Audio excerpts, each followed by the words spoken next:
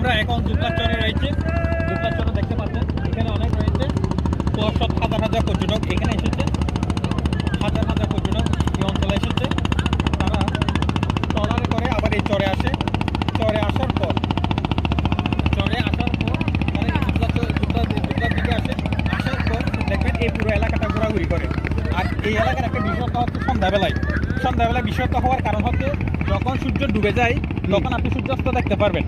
আবার যখন সূর্য একদম পুরোপুরি অন্ধকার হয়ে যায় তখন জাহাজের বাতিগুলো জ্বল উঠে, জাহাজের লাইটগুলো যখন জ্বল উঠছে অন্ধকার এবং সূর্য যখন জাহাজের লাইটগুলো যখন জ্বলাচ্ছে সে আলোর প্রতিফলন যখন নদীতে আসে, সেই নদীগুলো সেই অবস্থাটা আপনি যখন দেখবেন আপনার ভালো লাগবে। আর দেখেন পরিবেশটা আসলে অনেক সুন্দর।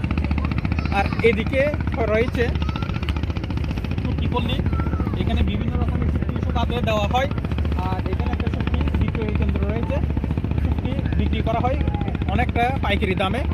বিভিন্ন দর্শনার্থীরা এখানে আসছে, এসে নিজেদের সুবিধা মতো পছন্দের মতো চুক্তিগুলো নিয়ে যাচ্ছে।